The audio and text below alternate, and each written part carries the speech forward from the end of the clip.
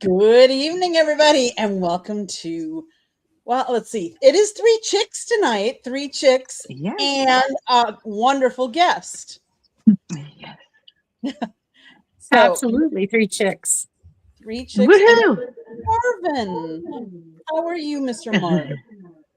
Well, happy to be here. Thankful to be on this show. Excited about it, and ready to talk some football and whatever else. Yay. Awesome. Carrie and Jen, how's your week going? Pretty good. Pretty productive. We've got I had a massage yesterday, so the world is fine.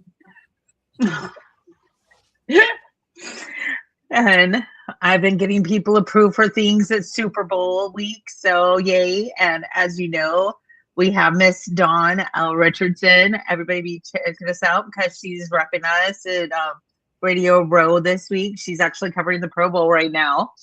So she'll be getting us some content later on today, and I'll be uploading it to our pages. Awesome. Mr. Marvin, tell us a little bit about you and, your career. Okay.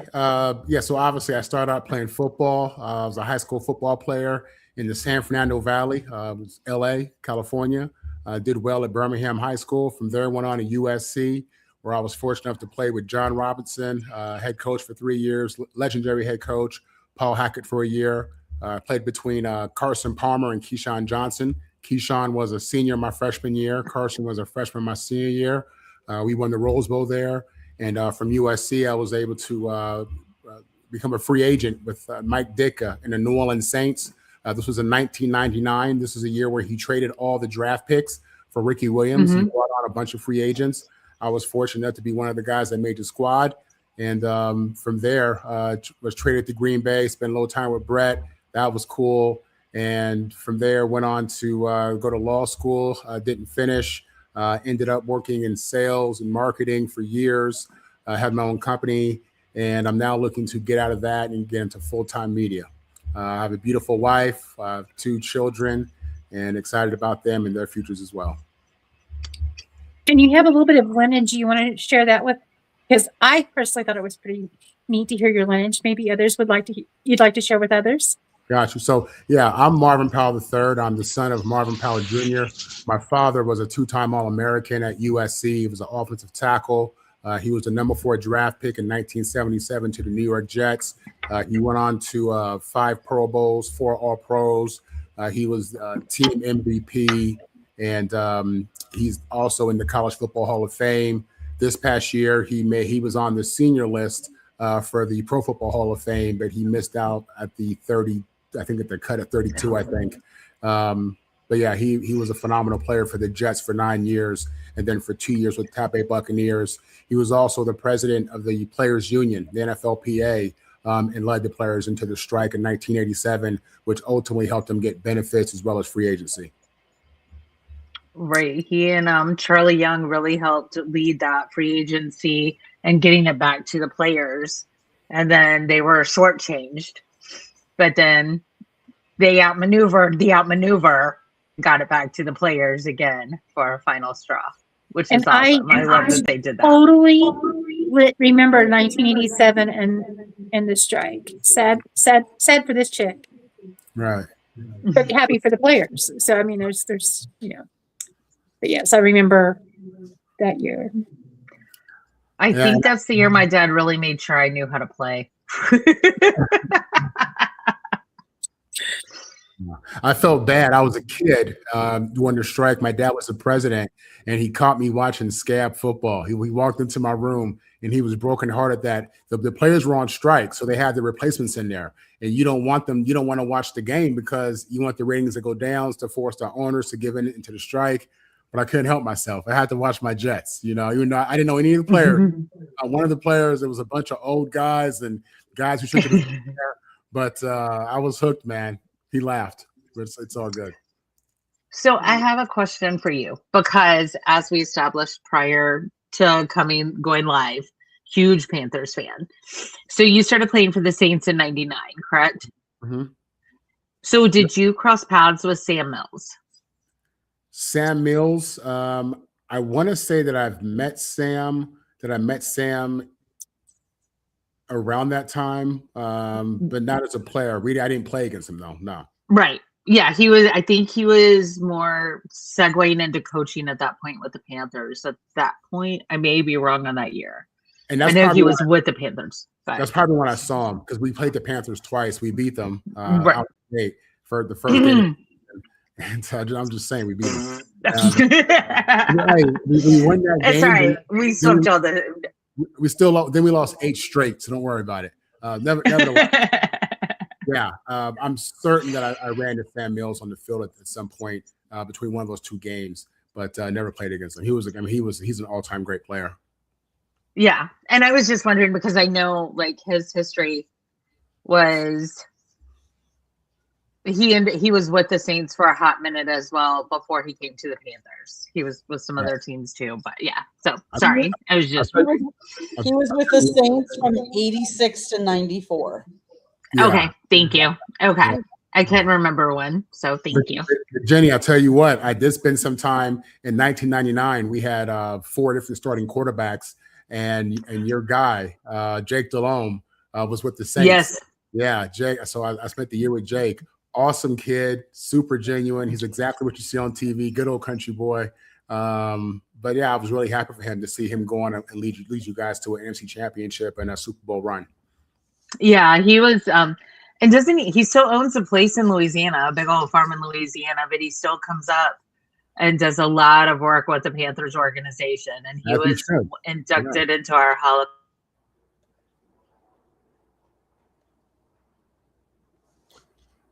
Hello? Oh. I think she got froze. I thought I heard a TV go on real loud and I was like, wait, okay. I think Jen froze for a minute there. She looks very intent, though. I love the way that it froze up for her. Like she's looking up something a fact to verify. Man, she looked all over the part. Yeah, that's what I was doing. Yeah, exactly. Oh, okay, so I have a question for you.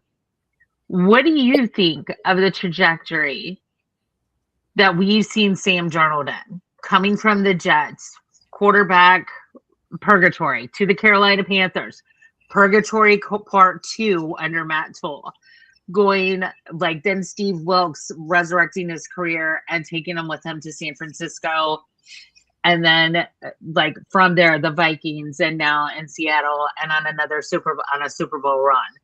What do you think of that? Well, I mean, what a testament to fortitude, mental toughness, a commitment, and just not giving up. You know, this guy was at the high of the high with the 2016 Rose Bowl against Penn State. Classic game. They scored 100 points in 4 quarters, and he led a serious charge. From there, he's drafted number 3 to the New York Jets, the worst place in the world for any young quarterback, unfortunately. And he goes there, and they bounce him out of there, and he's bouncing around the league, and you think this guy's going to be a career backup, and he gets an opportunity in Minnesota, and he just lights it up. You know, he just lights it up. Mm-hmm. He did it in back-to-back years. I believe it was a 2-year stint for him. But then he goes to Seattle, and now this guy's leading. He's winning the NFC Championship, and he's leading his team to the Super Bowl. I mean, what a story of a comeback. And, you know, listen, for me, it means a lot. Sam Darnold is the first USC quarterback to ever start a Super Bowl. So I'm obviously rooting for Is he? Yeah. Very interesting. I did not know that. That's awesome. Thank you. That's why I'm here. That's why I'm here. Believe me, that's my purpose. I love that. Okay. But yeah, he is. I mean, we've had some good pros. We have. But yeah, we've never had a guy start a Super Bowl. So this is a big deal for a lot of people in LA, a lot of people who are Sam Darnold fans. Honestly, as a former Jet, as a Trojan, again, I'm pushing hard for this guy, but this is really more of a story to me. This is a story of a guy who's really good, but goes to an organization who doesn't have a plan for him. And you see that a lot in the NFL. You do. I feel like these kids aren't bust the way that people are calling them bust. I think it's more of the organization not having a plan and not knowing how to really move to that young player and what they do. So, and he's just a testament of it. You look at Baker Mayfield, it's the same thing. You know, I mean, this guy, call it what you want. You know, he's in Tampa. This guy's a Pro Bowl quarterback. Okay, who got signed to a $100 million deal. So again, what it tells you is maybe Cleveland and again the Panthers are the common denominator here, right? Just don't have a plan for these guys.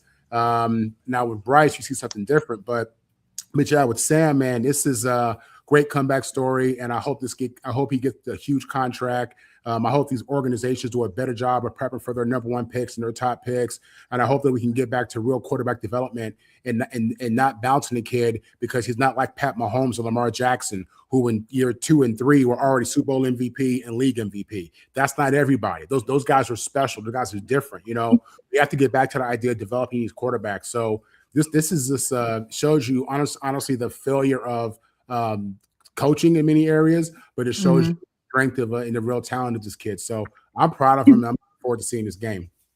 But see, I think that Patrick Mahomes is where the organization was set up and prepared to, one, set him behind Alex Smith, and two, they had a plan and course already kind of mapped out. I think that's why his success went so well, is because I feel like the organization set him up for success by setting him for a year. I feel like that's, I think about that with Candy's Jordan Love. I think that, I really do think that's important, and we don't see that very often anymore. Yeah. And I was going to say, we said that first here on the show. I believe it was actually Carrie or Candy. One of you ladies said it. Whereas they needed set the quarterbacks like they did with Brett Favre, going back to Brett Favre with the Green Bay Packers. They sat him. Tom Brady sat. Patrick sat. Everybody kind of sat. Cam was an anomaly where he didn't need to really sit behind a quarterback before going into the NFL, but he was an anomaly. But Patrick needed that too. But then Tom Brady took it, what we said, because we know Tom watches our show even on the DL, and then he made it, international headway. Well, I mean, sometimes we have to have a little bit of help from people that deflate things to get noticed. It's okay. That was an inside thought. That was sorry. It escaped again. And sorry I interrupted you, Marvin. I apologize. My bad. No. It's we're good. I think I finished. I actually picked up Sam Darnold and said they were going to the Super Bowl. I think that was week 14 that I decided he was going to be representing the NFC there, and that's I picked him. I picked my Cinderella team, and that's who's going to go, because there's truly supposed to be in a rebuild year. Everybody was gone, right? Everybody that was having any kind of success was gone, and so I love the story of that team at the moment. Yeah, it's awesome. Young head coach. Small market, quarterback who's bounced around.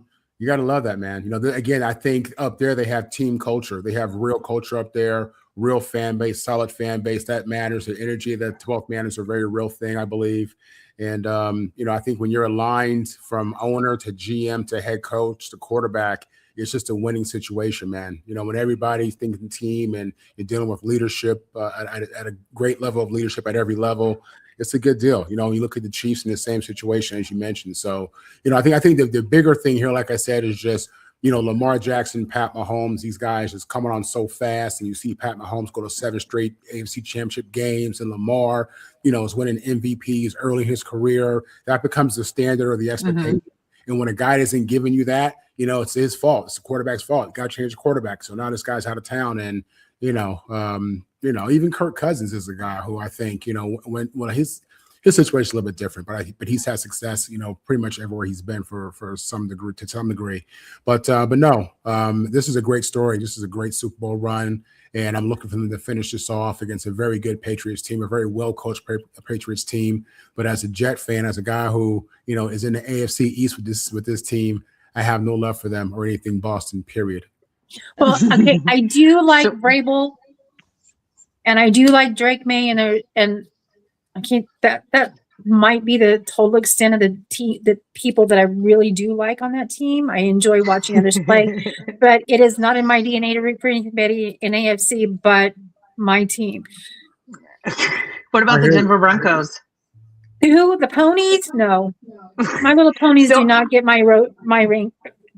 I was really trying to get both Bills and Broncos to lose at that game, so that was was the challenge. Well, now, one thing I have to say is there is a Patriot that I really like, and that's the kicker, Andy Borregales. He kicked for the University of Miami, and this is his first year in the league. And we've interviewed him, and we have interviews on our channel. He is one of the nicest guys. So I'm really rooting for him. Well, that's why I like Drake May, because of Jen's interaction with him. And he's been awesome, honestly. Like, he's so respectful, so nice. He never even took my bait when I would make a joke about Carolina's biggest rival. And so, like, I mean, just, you know, yeah, like, so I'm torn because I want to see Sam do so well, but I'm also rooting for Drake, and I can't have two quarterbacks win the Super Bowl. So. I just like that when Mike moved into, followed in after Pete Carroll, it was, everyone just kind of was shocked when he wanted a blank slate and he painted all the walls and redid the inside. And so it was all, even myself, I was like, ooh, why would you take away what your history is? But my goodness, what a turnaround. And I am impressed. I really am. So Marvin, what are your thoughts on both Belichick, and I'd like everybody's thoughts on this, Belichick and Kraft not being first ballot Hall of Famers coach and owner? Yeah, I think it is absolutely horrendous that Bill Belichick and Robert Kraft are not first ballot Hall of Famers. I think this is some football traditionalists who are voters letting you know that they don't appreciate the scandals, that those scandals matter. They had impact, and they think that maybe it impacted the games, and I understand all that. But the bottom line is they were penalized for that, and they allowed them to go on and keep coaching and owning teams. And, it was treated almost like a minor offense, in my opinion. So if that's the especially case, Spygate, it cost me a Super Bowl. Like, literally, it cost me a Super Bowl. Listen, it's my thing is this: if Bill Belichick is not a first ballot Hall of Famer, then who is? Especially as a coach, okay, and the same for Robert Kraft. So, these are some old men, in my opinion, who are just bitter about probably what are facts, okay, and just want to let it be known. I don't think it's possible to keep them out of the Hall of Fame, but I think this is just letting them know that people feel some kind of way about what happened back in the day. Yeah. So I know that the Kansas City, the person representing Kansas City on the voting, said that he was the first person that came out and said, "Hey, I didn't vote for them, but I was also voting for those that were on the last chance to get in." So, and he goes, "I think that we can't let history go without including some of these people that were not making it in." So I see where he's standing, and I think that that's something that needs to be addressed. But that guy got eviscerated on TV. They're like, "Well, he's just bitter because no." I mean, maybe, but also if he's voting for people that this is their last chance, knowing that, those, especially Bill, he's got more options. I mean, it's one of those things. It's how do you rectify that? You're bringing human beings into the voting process. So with the human element, we talk about emotions and feelings, and people should be objective and be professional. But again, they're also human beings. Okay. And again, this is what we're seeing. People are emotional and feel some kind of way, because in what world would a 6-time champion head coach not get in the first ballot? In what world would Robert Kraft, who is the owner of a team who had one of the greatest sports dynasties of all time, doesn't get into the Hall of Fame as an owner? So that's the bottom line. People are emotional, feel some kind of way, and as long as we're dealing with human beings, we got to expect things to be wishy-washy sometimes. That's just what it is. That's what we're seeing. And it shouldn't be this way, but it is. Exactly. Human is all, when you have humans involved in a process, it'll always have some kind of emotional attachment one way or the other. That's my point. I was the same person at ACC kickoff this past year, laughing at everyone, literally laughing, Marvin, because I was laughing at all the media, all the big boys who are standing down the aisle, not down the aisle, but down the down the row with the hill, just waiting for Bill Belichick to make his entrance. I'm just dying laughing. I'm like, oh my gosh, this man puts his pants on one leg at a time too. It's his first year. He's scrapping the whole team. He's rebuilding. It's not going to be that great. Like, come on. But Candy, I'm sorry. Marvin's your guest, and we totally overtalked you the entire night, except for like talking about Mike, your kicker. So no, I'm sorry. We're all talking, and it's a conversation, and that's what it's all about. Do I think Bill should have gotten in first ballot? Yes. We can't deny the history that they have. You can't take away that. You don't take away their Super Bowls. You don't do that. And yes, there are a lot of people that say, "Oh, it wasn't Bill. It's because of Tom." Well, they were both part of that team, part of that franchise when they won the Super Bowl, and they had such an impression on the NFL for how many years that I think you have to put them in. Like, not putting them in is just wrong, in my opinion. And maybe yes, they need to change how they vote. If they're taking, a one vote away from somebody that it's his last ballot, but so maybe they need to rethink some of that, the voting process as well. Yeah, I'll agree with that. Conversation around Bill not getting in, and that was before Kraft even surfaced, was if they're going to do this to Bill, what's the likelihood that it'll happen to Tom?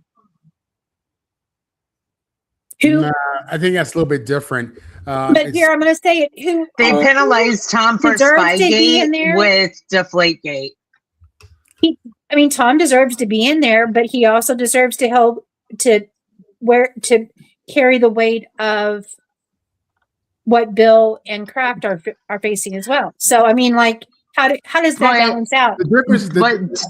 I think the difference is that with Deflategate, one of the things that you never heard about is the fact that every quarterback, kicker, and punter has a preference of the ball and how they like the ball. The idea, idea that none of them do anything to adjust the ball just a little bit is crazy. Of course, they have preferences. That starts when you're in middle school. You like the ball a certain way, know?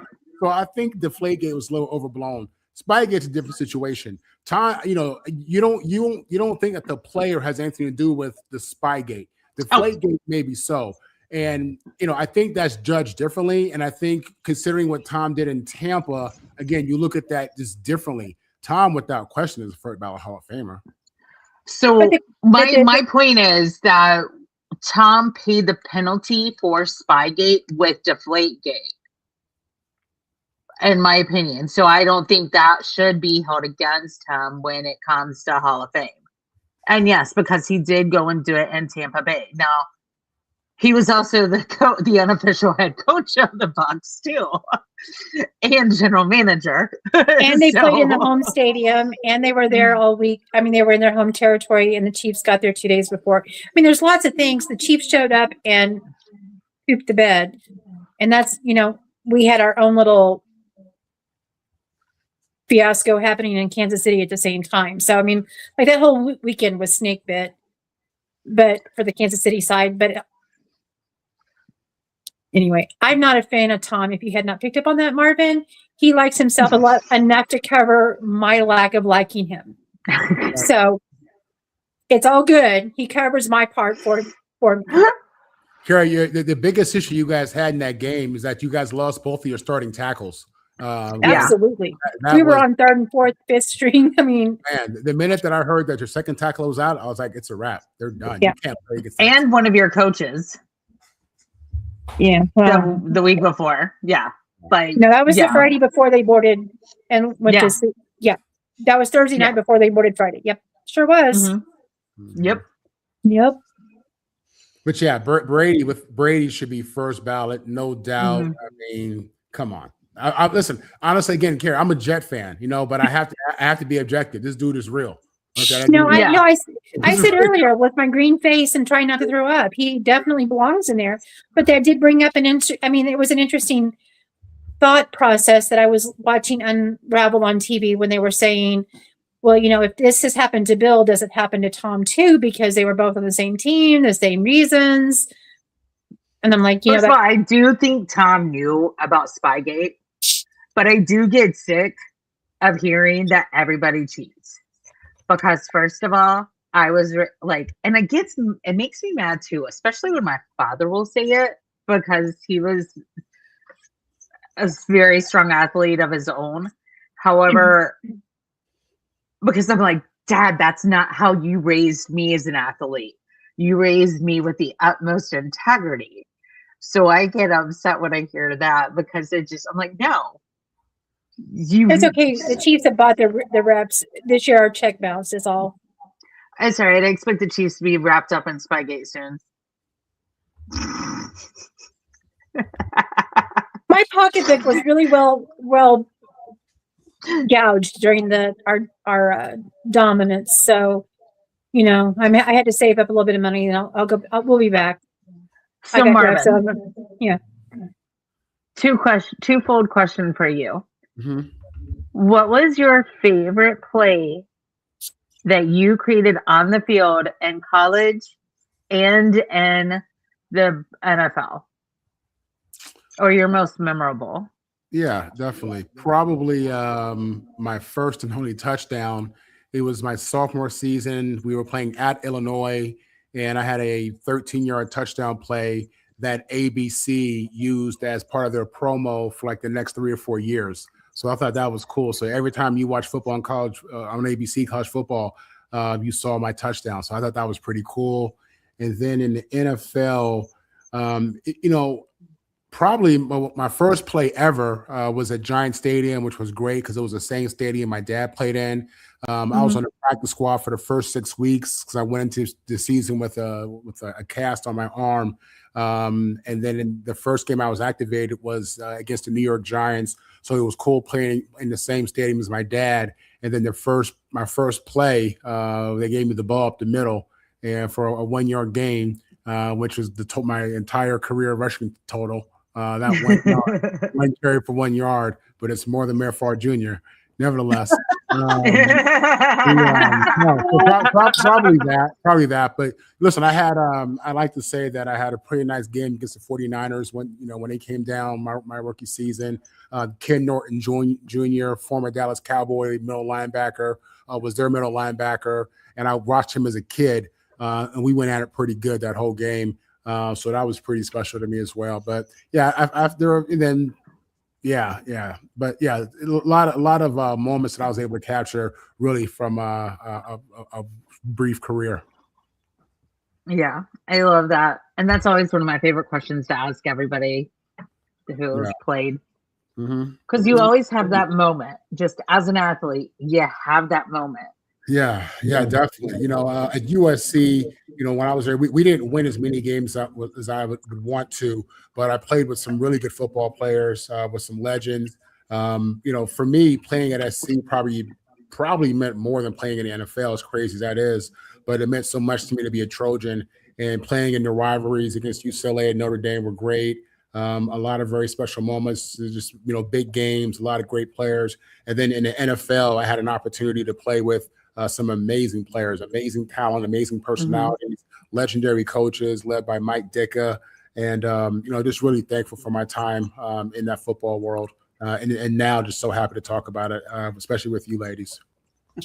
I'm a little jealous of what you have been able to see and be a part of that I would never be able to have the experience. But man, I was just in here thinking, what a testimony, as you were saying, how much you appreciate where and who you've played with, to be seen shoulder to shoulder with some of these absolute giants, in the sport, both in college and pro. So, wow. Yeah, definitely.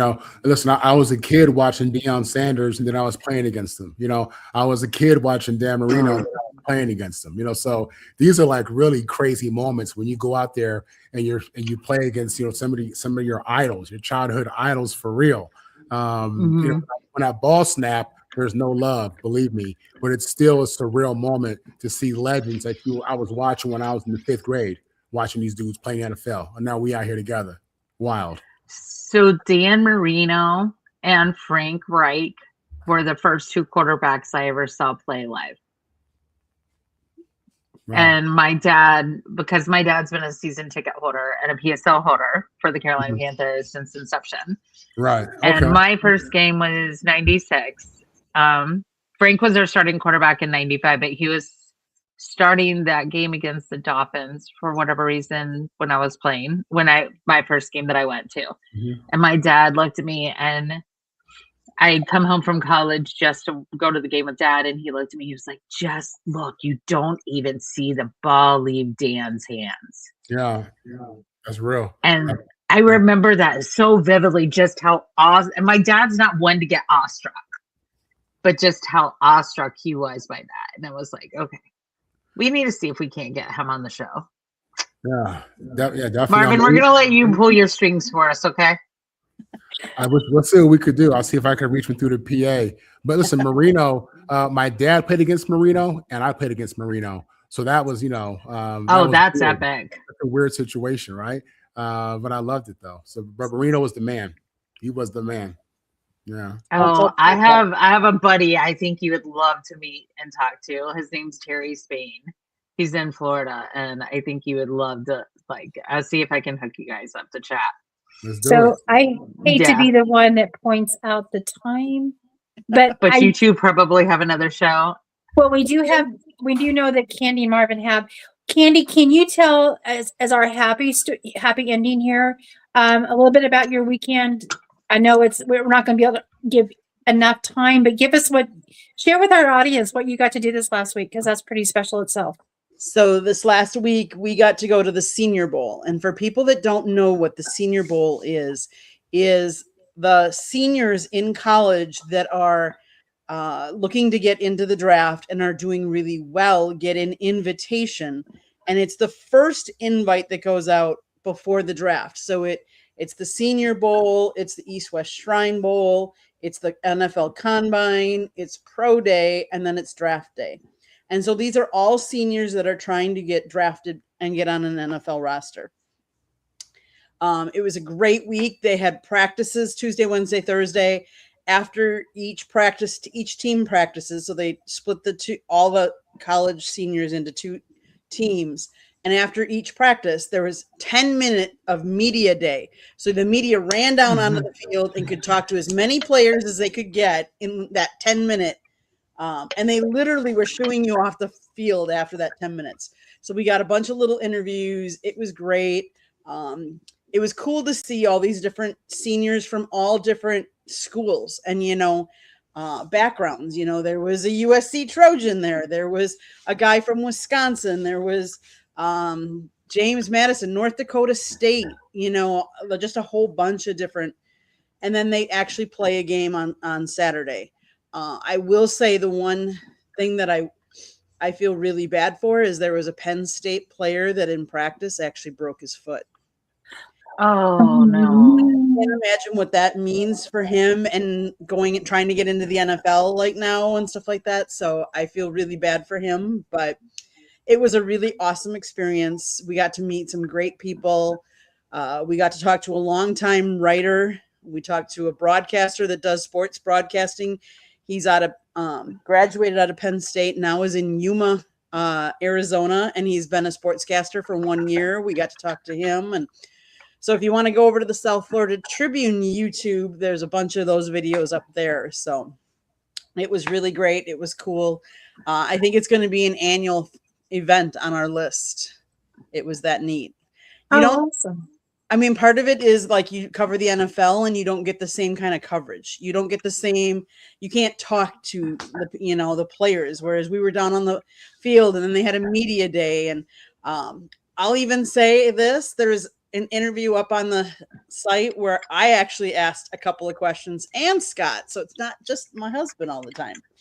So, but yes, so it was really cool. And then we actually had one of the moms come up to us and ask us about us interviewing her son on the field. And that was just a really cool feeling. So, but yes, Aww. Thank you. That was our feel good story. Definitely.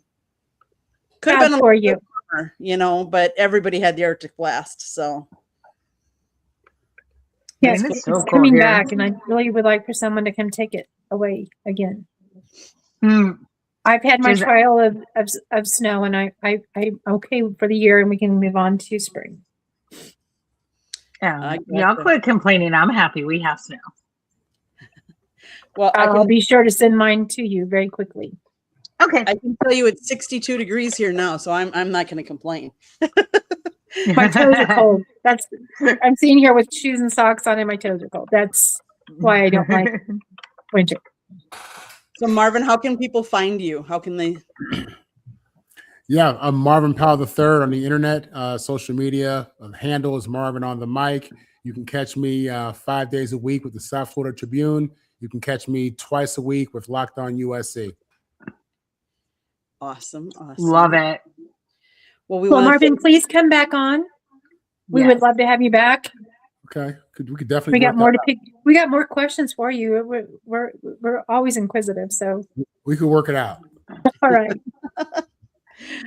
Well, with that, Thank everybody, you, Marvin. Everybody thank you, have Marvin, a for great night. coming on. Thank you. And we hope everybody enjoys the Super Bowl this week. Commercials, halftime, and the game. Let's hope it's a really good game. That's what I hope Absolutely. And I'm not jealous at all that I'm not there this year. No, not at all. for. No, I'm not either. Not at all. Not jealous that this was going to be my first one. We're going next year. Marvin, you're coming too. Hey, listen, shoot me that ticket. I'm ready to roll. Sounds like a plan. With that, everybody, thank you so much for watching, and we'll catch you next week. Same time, same channel. Thank you.